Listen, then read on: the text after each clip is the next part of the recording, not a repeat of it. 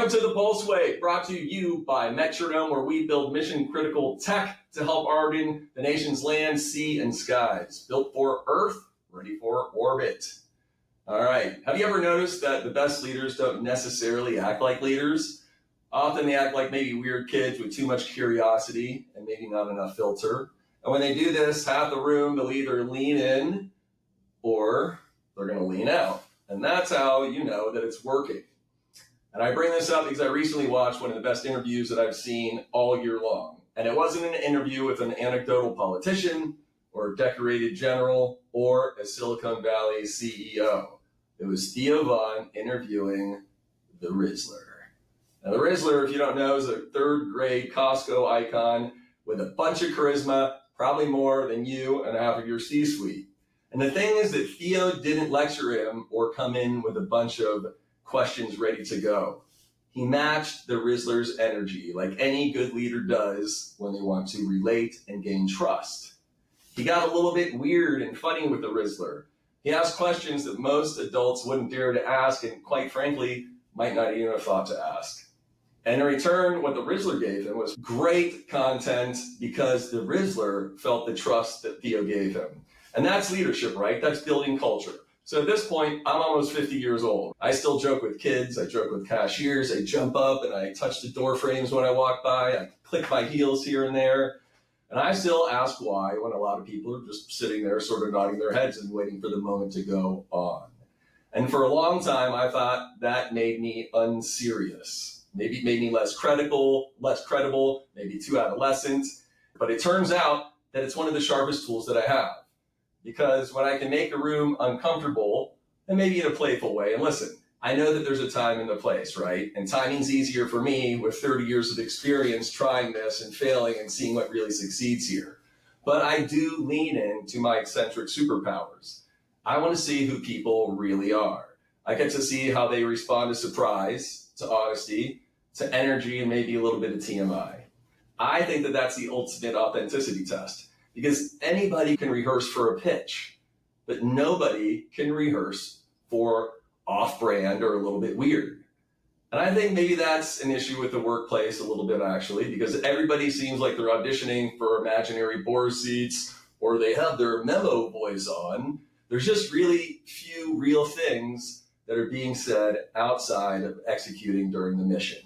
And God forbid that somebody makes a joke and the whole meeting laughs during a really important meeting, then HR is going to have to draft a slide deck about it.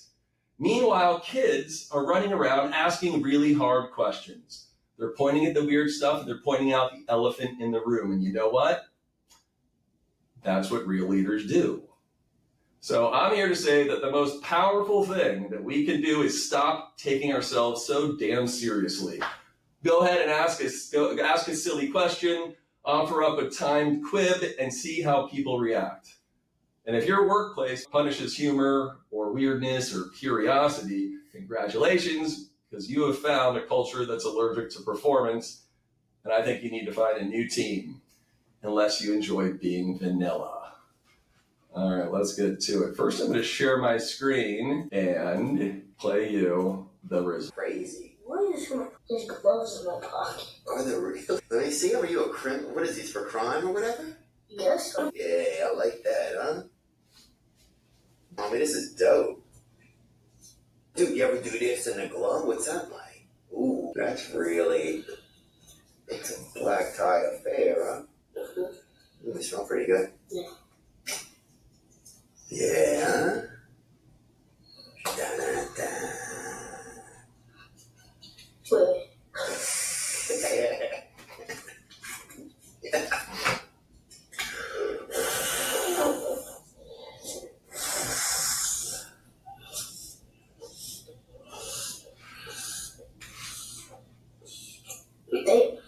That was impressive. He's been attacked by LinkedIn bots and he wants answers. He's the founder and CEO of Adulthood. Welcome to the show, Rob Murtha. Hey, what's going on, guys? If you don't know how to pull a split in front of a buffet, call this guy. He founded and exited IC1. He's currently the CEO of Crimson Phoenix. Welcome to the show, Ross O'Rourke. Hey!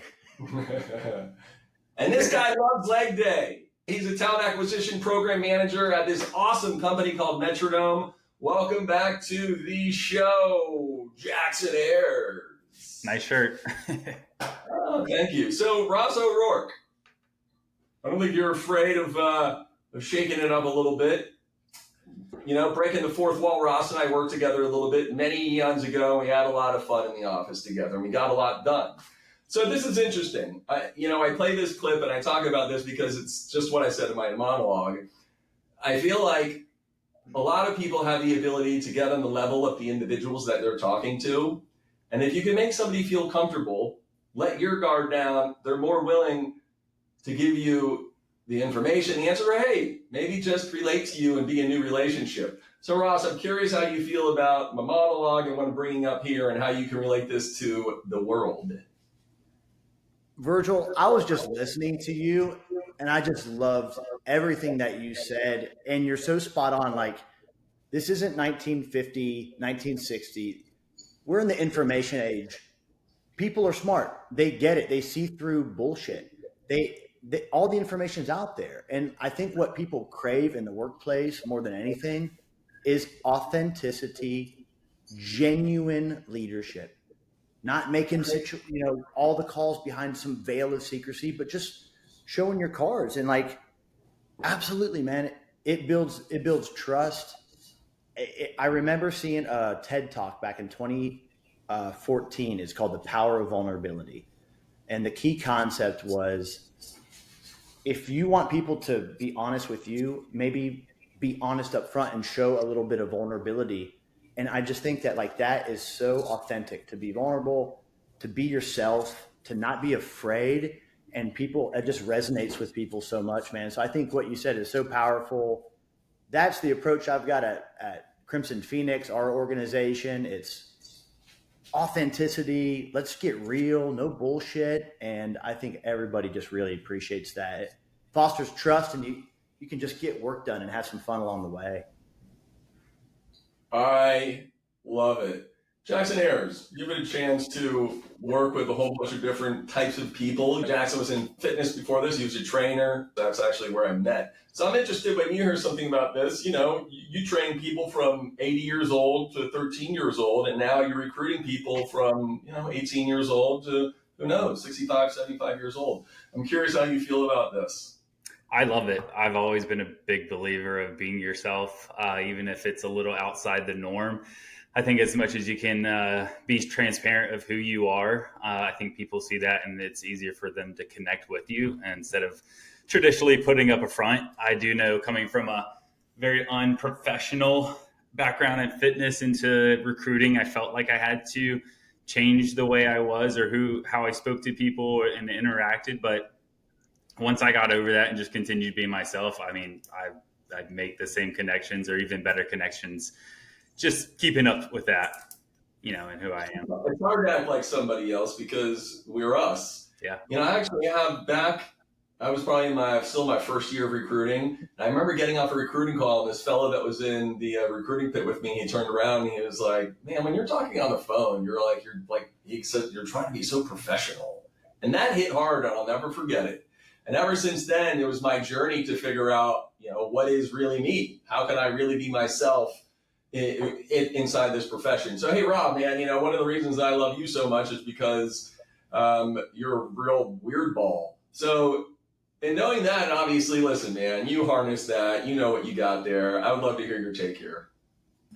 Dude, I love it. Coming right off of an insult. No, I'm kidding. No, I get what you mean. And I feel the same way about you, dude. I always bring up like the crazy conversation with like the waitress where you commented on her teeth. Like, you're so honest and quirky as well. And like, yeah, dude, like honestly, like I have this saying where I think dishonesty destroys every system. And even when you're being inauthentic or insincere with like an interaction, like that starts like a dishonest relationship, as lame as that seems. And like, you can't always be absolutely crazy and say what's on your mind and just like, flip tables over.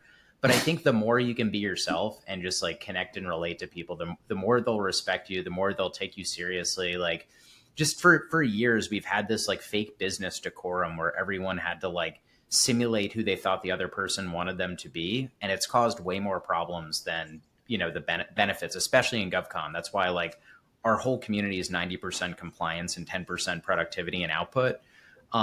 It's part of that decorum. It's all this like fake like showmanship, like theatrical garbage. And if people just like were themselves and like wanted to lean into their work and create value for folks, I think we'd all have a lot more fun and we'd have a lot more stuff to celebrate.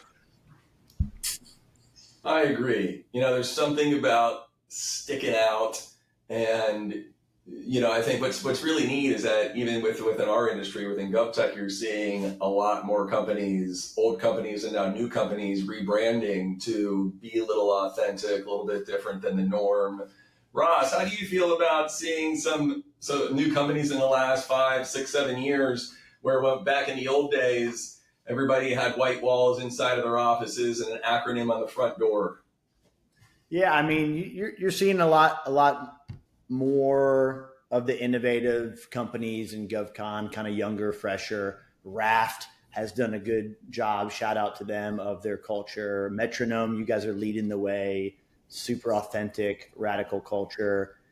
You still see the stiff boards out there, of course, that just haven't changed their ways yet. But I think like you asked what culture is. Like at my organization, we define culture as not like happy hours in a fantasy football league. That's not culture. Culture is from the top down in your organization, ultimately what you stand for and what you're okay getting in trouble for, right? I'm okay to get my wrist slapped because I say it's mandatory at our internal meetings that you have to have you have to have your camera on. Okay, that's going to piss some people off, and the people who love it are going to love it, and it's going to attract them to my company like a magnet. And those are the type of people that ultimately I want. So yeah, I'm okay getting in trouble for some things that we believe in, things that we stand for. And ultimately, if those things are promulgated down to every employee, that creates a real culture. So that I love that. And again, like, Virgil, you've done such a great job with Metronome of you've led it from the top down that it's okay to be you. It's okay. You don't have to be stiff suit and tie.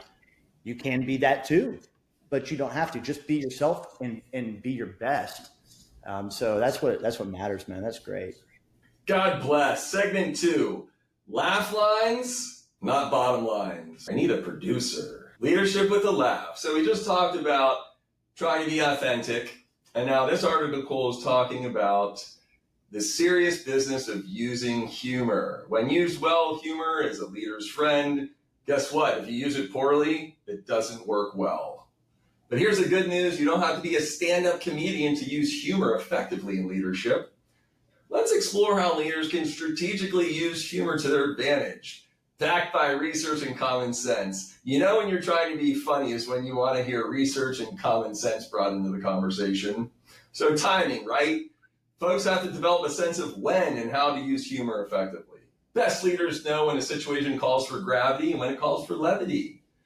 You want to be authentic. Forced humor is like a handshake that lasts too long. Awkward for everybody involved. Tip: laugh at the stumble. Self-deprecating humor, when used wisely, can humanize the leader, but avoid making jokes that cast doubt on your ability to do your job, Jackson. Don't mess that up. Practical exercise number 1, keep a humor journal. Come on, everybody does that. What works? What didn't work? Start the next team meeting by sharing an oops moment for your next week. Ultimately, the delivery mechanism is how you deliver your message.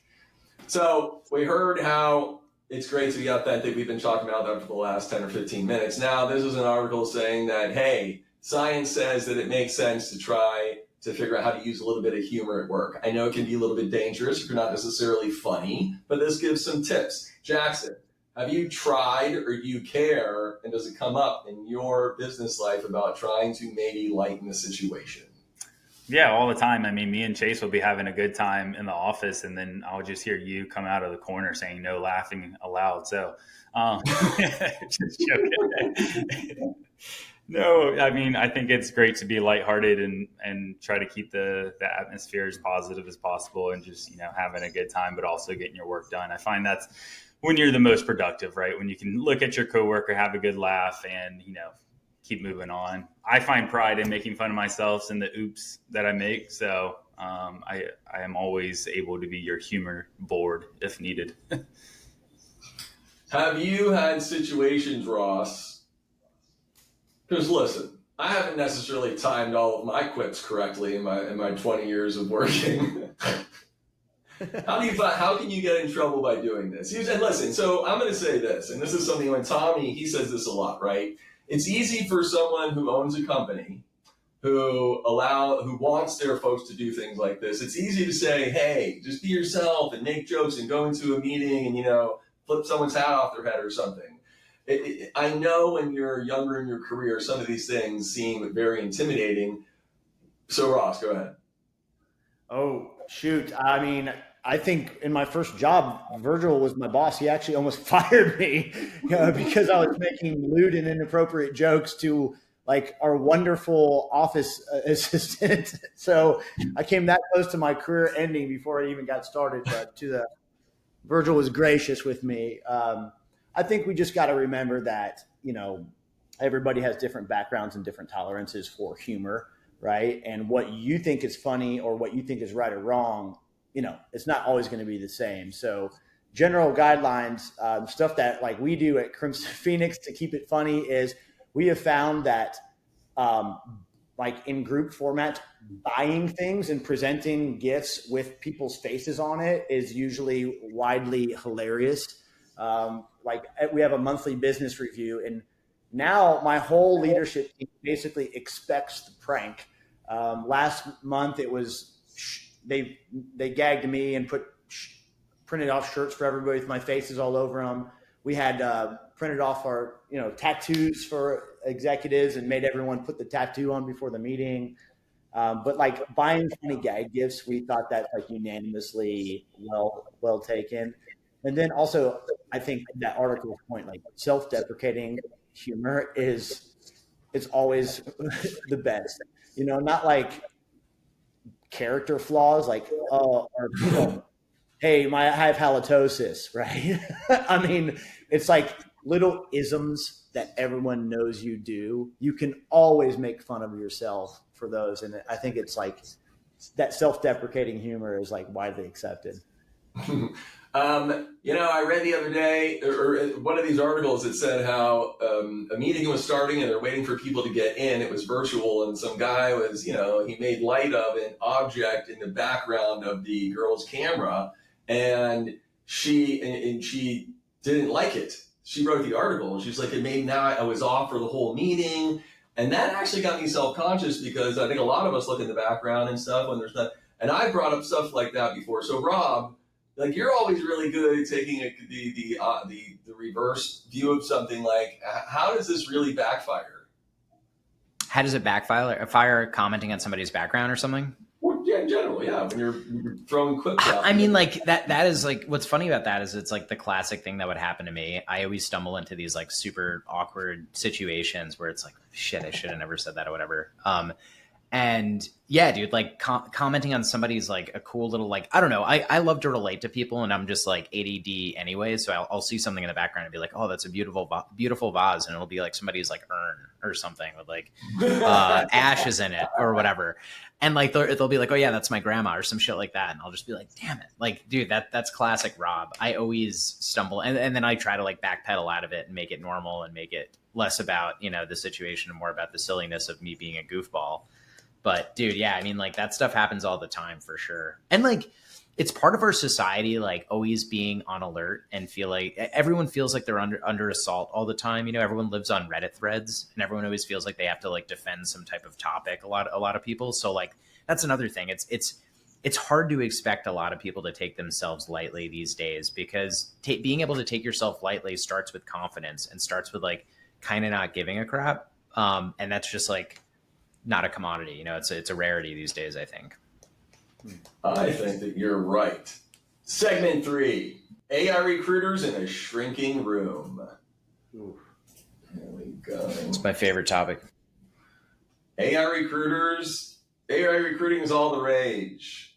Now they're handing the screening of new hires over to robots. It seems insane. They're doing a lot more than that already. Employers are turning to artificial intelligence to screen potential new hires. AI recruiting software is increasingly subbing for actual people, fake people, quizzing candidates and inquiring about their skills. A year ago, this seemed insane, said Asham. Now it's quite normalized. Companies say the goal is to ultimately make the interview process more efficient and accessible for candidates without needing human recruiters to be online all day. I like how they say it, just so they don't have to be online all day. The switch can save hundreds of hours of manpower per week. So when you minus hundreds of hours of manpower, you're minusing man. So we already knew this, but when I read this, clearly it made me think about when you're implementing these bots. So I guess I have a couple questions here. I'm going to go to Jackson first. Jackson recruits day in and day out still. So what are your feeling about, unfortunately, I have a feeling that no matter what I say right now, within X amount of time, every single company is going to be using bots, one where either to source or make initial phone calls or something. Now, in saying that, I think it's awful. So I'm curious how you feel, what you've been talking to candidates and where your head goes, not even about a shrinking recruiter pool yet. I'm talking right now about the AI bots and making phone calls to people. Yeah, I think, I mentioned this to you one time. Like, if you're starting to implement like bots talking to people, that's like when you get on customer service and like you're stuck speaking to a robot. Like, you're most likely going to end up frustrated by the end of that call because you just want to talk to a human. I think this will be a short wave if it is something that's actually going to start being implemented across various companies. Because at the end of the day, like if I'm out trying to find a job and I'm talking to a robot, I'm going to feel hopeless. I want to talk to someone. I want to feel that connection. And I think a lot of companies, if they are going to implement these robots, are going to get a bad rap and lose a lot of attraction to them because they're taking the cheap route to hiring. What if somebody told you that you can use this tool to funnel in X amount of more people that you yourself can recruit? Yeah, I don't mind like improving my efficiency of finding candidates and maybe screening candidates, but I still have to do my due diligence and like review them myself as well. So sourcing, great. I still need to take that resume and align it with the job description, make sure it's still a good fit. How is it a good fit? And I think it's also using that tool and making sure you're prompting it correctly, because I could go in and be a lazy prompter and not get a great detail into how this person may be a good fit for a job description. So I could prompt it and say, hey, what's the goods? What's the bads? And, out of 10, where do you rank this candidate on being, a good candidate for this position? Interesting. Rob, someone recently said to me, when I think I'm talking to a human, I want to feel like I'm talking to a human, but if I just want to know I'm talking to a bot. Mm-hmm. And I'm fine with it if I know. Yeah. You agree with that? I do. I think there's an experience to engineer for everything you put out in the wild, right? I like at a macro level, I think recruiting is something that's going to stay intimate eventually. Like once other things get automated and we all kind of run out of things to do, we're going to revert back to the human to human things. Right now, with like the sheer volume of applicants, you get 300 to 500 applicants and 200 of them are qualified. It's kind of like unrealistic to expect humans to go through all of that for one FTE. Imagine you had 20 FTEs, right? The multiplier just gets crazy. So there's some automation that's beneficial to not let things fall through the cracks. And I think, a lot of, even if it isn't a relationship to relationship thing, people fear nepotism. They fear that someone's going to be able to hop on a phone call and they're going to relate to each other about like some Duke sport team that they both kind of played on or had relatives that were associated with. Like, I think they they might get excited about like the raw capitalist energy of like talking to a AI that's like objectively verifying whether they can accomplish a task or not and moving them on to the next stage. And then they talk to a human and they have to like win over or kind of beat out the other candidates. So I'm, I like to take like the glass half full or like the opposite perspective. I think there's value in stitching in AI across like the recruiting cycle. And it, like you started this question with, like, if you know you're talking to an AI bot, then you're going to interact with it like a system and a machine. You're not going to try to socially engineer a person and get them to like you and not talk about why you can do a job well or something. Mm-hmm. That's a great point. Absolutely. Ross, if the crowd doesn't know, you're not only been recruited for years, you also built a recruiting ATS. So what I'm getting at is you've got a lot of knowledge in this field, and I'm curious, you don't have to say anything that's being said inside of Crimson Phoenix, but where's your head at here? Great points. I mean, look, we built the recruiting software Agile ATS. Shout out Agile ATS. A lot of folks use it. We use it at my company. You guys use it at your company. It's a great tool. We've implemented AI already. We match candidates to the job, and we have a relevancy score, and you can sort applicants by relevancy score. And if you have one position to fill and 100 applicants, why not sort with 99% relevancy? And right? So I think that like easily AI will be an efficiency tool. Contrary to Jackson's point and like probably pro Rob's point, I think most people don't really understand how good AI is going to get, how quickly. Very soon it's going to be really, really good. If you've seen the movie Her with, was it Joaquin Phoenix? I mean, when you can talk to AI and it sounds like that, people are going to relate. And I'm like a total asshole to ChatGPT. I'm like, fail, try again, To Rob's point, if you know it's chat, if you know it's AI, it's strictly business. I think a lot of people will appreciate that, especially introverted people. I mean, dude, I'm extroverted, and sometimes a sales guy calls me and like, I really want to buy it, like pest control. Like I really want the product. And they're like, so what's your football team? I'm like, dude, no, like just transaction. So I think it's going to evolve quick and be a heavy force in the recruiting game. I do. Absolutely. I've been demoed 2 products in the last month. One is a call center application, and one is it's an app that uses voice technology. It's incredible. It already is. There's not about, hey, when is it going to be this? It's already so good that if you took a sect of the population, they would, without a doubt, not even know that they were talking to a bot. Wow. So, second 4, hug your job, smother your future. I'm interested to hear your take here. Workers are job hugging or clinging to positions for dear life. Great resignation has morphed into the desperate job hugging. Levels not seen in nearly a decade. 3.14 million people quit in June, down from 3.7 million in May. By contrast, 4.5 million people quit their jobs in November of 2021. That's a big difference. Employees are holding on to jobs for dear life. There is a stagnation in the labor market where the hires, quits, and layoffs rates are all low. Voluntary quit rates are crashing to lows unseen before 2016. Compared spook workers to skittish investors sitting on the sidelines waiting for the right opportunity. Job growth has slowed sharply in recent months, with the hiring rate plunging to its lowest rate in a decade. More CEOs now plan to shrink their workforce. Great resignation turned into the great stay.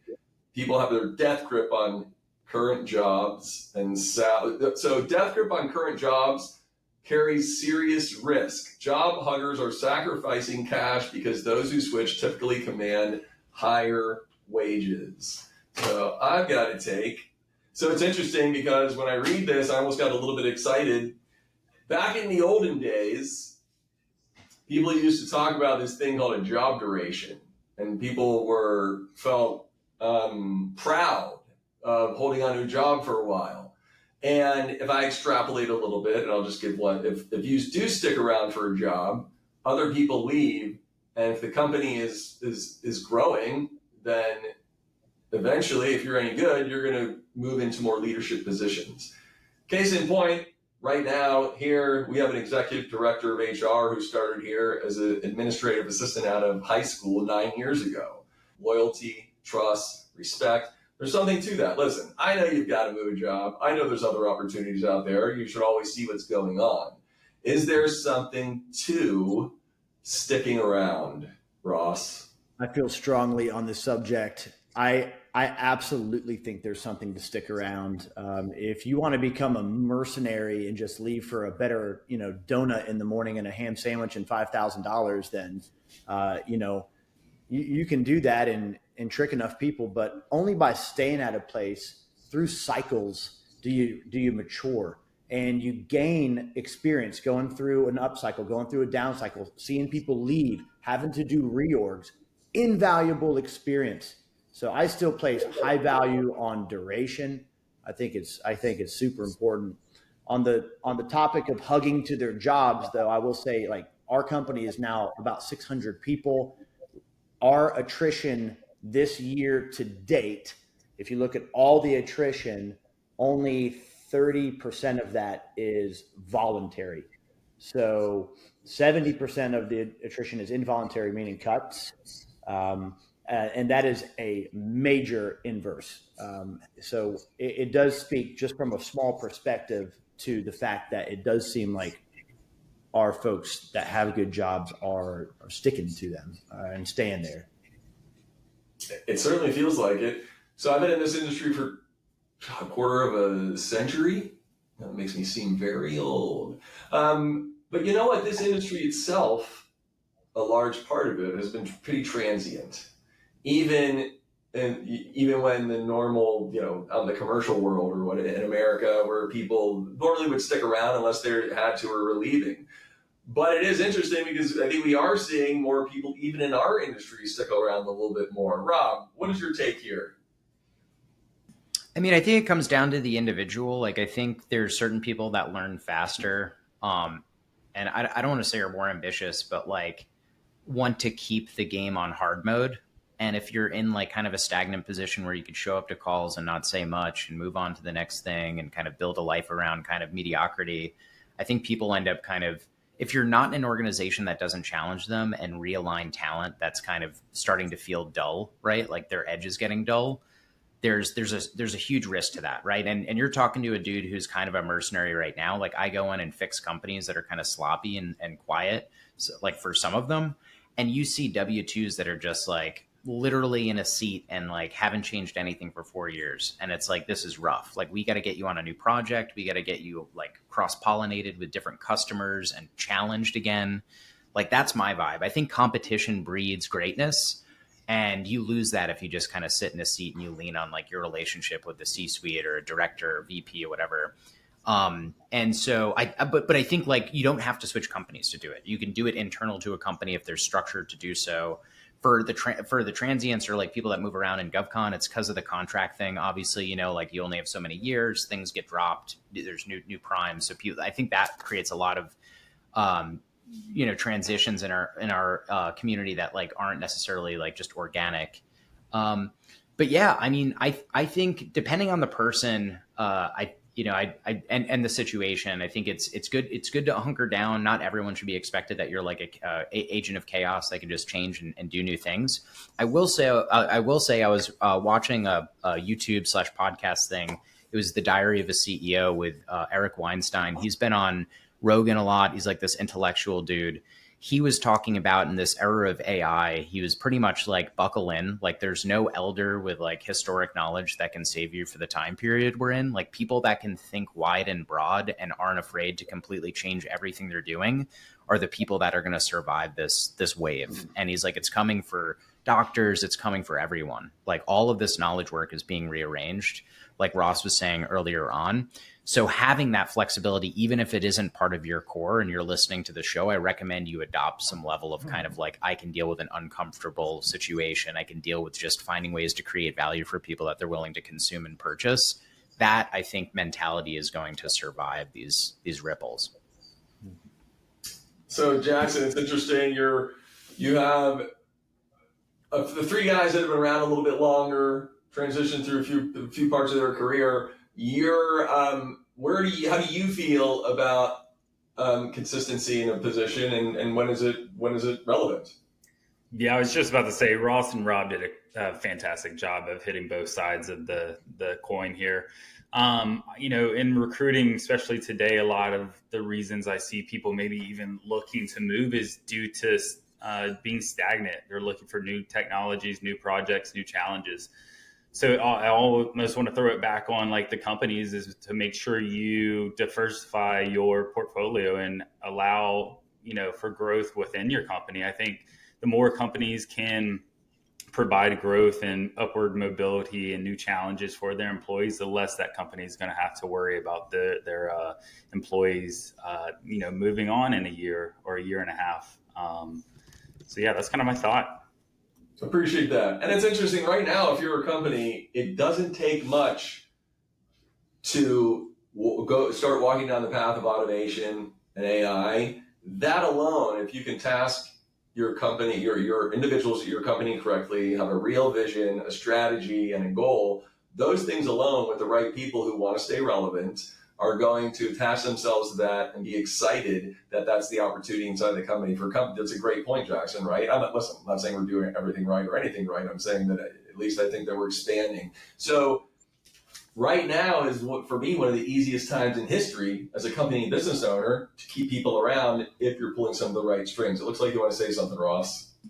Well, just like something that I've found with like this whole stagnate, like people like say that they want to move and they're like, oh, I want to do more. But it's like, you also don't want to actually do more. Like everyone wants to get promoted to a manager and make a move to a manager, but then they don't want to put in the work. Like we've got some billable employees who are like raising their hand for management. And then we're like, okay, well, we're going to do a business development meeting at 6 p.m. on Tuesday. And they're like, oh, well, I get off site at 4. I was going to head home. It's like, from what I found, a lot of the billable employees are used to working 40 hours a week, and they don't get the corporate internal grind of 50 plus hours a week and always on your phone and always working. So I think it's like a little bit of back and forth with that's just a kind of a concept with people like feeling like they're stuck at a company. But I've always been an advocate of like, volunteer and work for free first, and prove you can do it, and then that opportunity will open up for you. So can I respond to that? I love that. I think that's so important. Really quick, this is fun, and I think all of you can relate to this, but this is a great example. It's actually inspired by what everyone said, especially what you were talking about, Jackson, about stagnation and wanting to be challenged and stuff. Like, let's say you're in a staffing company, you run a staffing company, you're in like a services company that has like a high demand on like new interesting positions with higher wrap rates and stuff. Imagine a company KPI where you were just like, for this quarter or for this year, I want to unlock the most ridiculous, quirky FTE that exists that nobody else is staffing today. And it's a goal for the recruiting team and the BD team, their synergy and connective tissue to find a situation where they're hiring for like a $700 an hour FTE. Just a KPI. Like, what's the craziest, wackiest situation we could end up in where you're hiring for some like AI architect, like neuroscientist role that's just super juicy and interesting and is a challenge for the recruiters to convince that type of talent to come work on a program and to find that program and get them to trust you somehow. I think that would be such a cool KPI. And I haven't seen that anywhere I've been yet, where it's just like, I want to hire the craziest role this year. Like that simple. Like whoever finds it wins like this, I don't know, Switch 2 or some BS that other people are handing out. Like, I don't know what their reward is, but something cool. You get a fat bonus. Because honestly, that the trickle effect of that type of FTE is ridiculous, right? Like it's access to crazier rates. The margins are going to be better. Like that's what creates like throughput and momentum in our industry, access to new new roles and new programs like that? Same idea, different side of the coin, but whenever we bring in new people as a company, and when they're a real, when they're really come in, they're a go-getter, and they grab the bull by the horns, and that's really, for me, like you're saying, Rob, one of the best things is when new people come into the company and bring their new ideas and a new energy to match the culture and keep pushing the company forward. For me, that's one of the most exciting things. Quite frankly, a lot of times people say nobody wants to see anybody go. Well, sometimes we do. But when we don't want to see them go, it stinks. But I always say, listen, it's almost like getting a puppy, right? It sucks that your dog died, but you get a puppy. It stinks that somebody's moving on, but you get new talent, you get new folks to relate with, and possibly new trajectory for the company or the team that you're joining. Listen, Jackson, Rob, Ross, thank you for coming on. I appreciate it. And everybody keep pulsing.